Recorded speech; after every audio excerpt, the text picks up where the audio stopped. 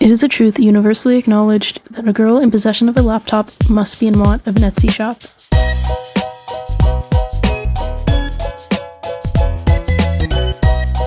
Hello, my name is Ashley and I've recently started an Etsy shop.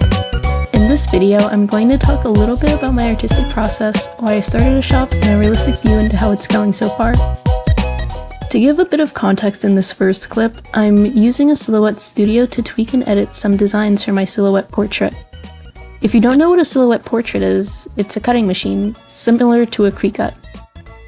If you don't know what a Cricut is, then you're not alone. I didn't know either up until last year. Silhouette and Cricut are two brands of cutting machines, which are machines that automatically cut, score, and sometimes print onto thin materials such as vinyl and paper. This allows for very intricate designs to be made, and some people go really far with their cutting machines. In summary, they're essentially a very, very fancy pair of scissors. Cricut is arguably the most well-known cutting machine, but it definitely has its notable competitors. Personally, I did a ton of research last year and ended up purchasing a Silhouette Portrait 3 because it was the most affordable and reliable cutting machine I could find on the internet. Cricut has a more affordable machine called the Cricut Joy, but this is a much smaller version of their typical line of machines, and I wouldn't be able to do as much with it than what I can currently do with my Silhouette. In the clip in the background, I'm basically laying out the shapes that I want my Silhouette to cut or score on a piece of cardstock. In the next clip, I'll put the cardstock on a mat that then gets fed into the machine. The blade on the machine automatically cuts the cardstock. This makes creating origami much easier than when I make it by hand. I've had my Silhouette machine for a year now, and even though I have a very old model, it's been working pretty well. Although I will concede that I only used it a handful of times last year before picking it back up again this year. More on that later.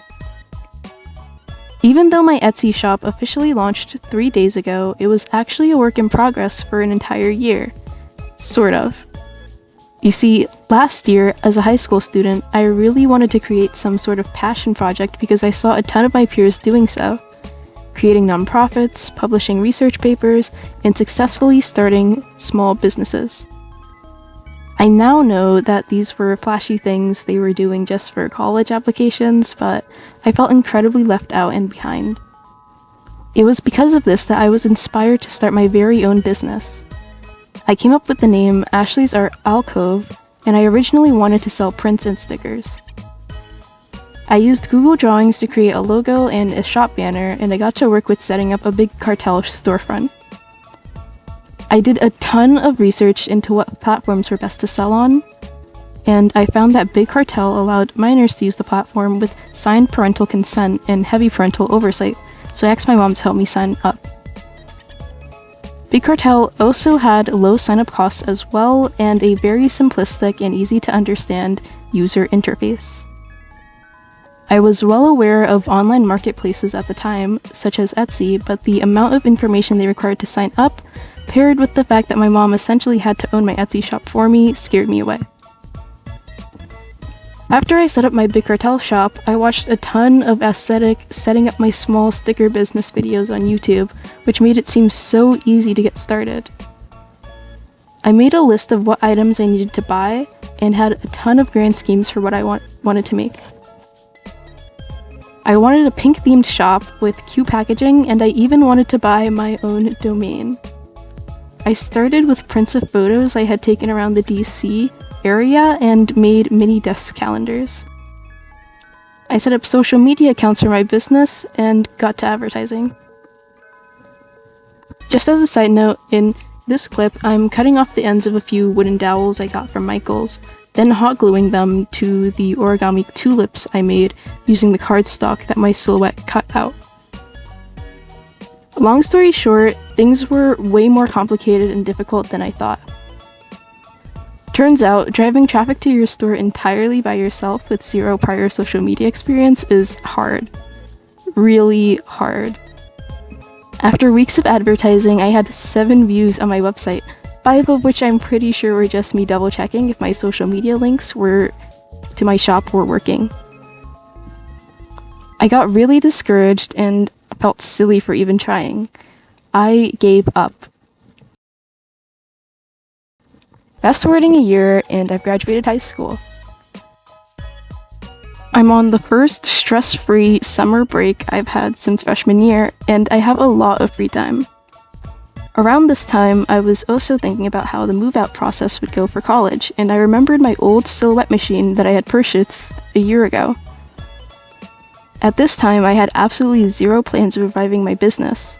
I was more focused on how I would sell my Silhouette portrait since I wasn't taking it with me to college, and my mom doesn't have any use for it.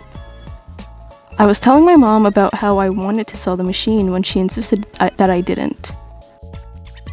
She told me that she was confident that I could create a product with the machine that I could sell instead, and that selling the machine itself was a bad idea. This changed my perspective forever. I started thinking of things I could sell online when I remembered the stack of cardstock that I had bought for my first attempt at starting my business. I had no use for it and began looking into what I could do with so much paper. After days of brainstorming, it finally clicked. Origami. There were 3 main reasons that influenced my decision to sell origami. 1, I love origami. It's a very peaceful art form and it isn't incredibly time-consuming like crochet. I had tons of cardstock to get rid of. I bought a lot thinking my prints would sell like hotcakes. Spoiler alert, they didn't. And 3, paper flowers have been a pretty popular and in-demand item for a while due to their inability to wilt compared to real flowers, and their utility as both a gift and a means of home decor. I first started by prototyping some origami flower types that I'd like to sell. I recreated as many origami bulb designs as I could find, but ultimately decided on 4 main types. 2 rose designs, a lavender design, and a tulip design. I've since added more designs, but these were the base. I initially wanted to use a metal wire to connect the flower bulbs to the stems, but settled for wooden sticks since they were readily available at Michael's. I spent the next few days making origami bouquets. For my first ever bouquet, I used my leftover plain white cardstock. I hand-painted the white cardstock, but very quickly found that this was more time-consuming than I thought it'd be. It took hours to paint all the cardstock, so I bought colored cardstock and reserved the white cardstock as another color variation that my flowers could come in. Once I made a sufficient amount of flower bouquets, I actually got to signing up for Etsy. The main feature of Etsy that drew me in was its pre-established audience. With Etsy, I would not only have all the tools that I needed to open up a shop, but I would also have access to an active marketplace of buyers rather than starting entirely from scratch like I had tried before. Additionally, I was now above Etsy's age requirement for opening up my shop, so I'd be in complete control of my products. I decided to start over with social media for my shop. I still use the same name, Ashley's Art Alcove, along with the same logo, but I privated my old videos and started anew. I had a little bit of a better grasp on social media marketing as I had grown my own personal TikTok and Pinterest accounts. So far, I haven't sold anything on Etsy, and my social media still is not really taking off. I'll show the analytics on the screen here. But I'm going to keep posting and I'm going to keep staying consistent, and I'm not going to give up on my shop. So that brings me here to this video. On the screen now are the final results of what my bouquets that are currently available look like. Let me know what you guys think.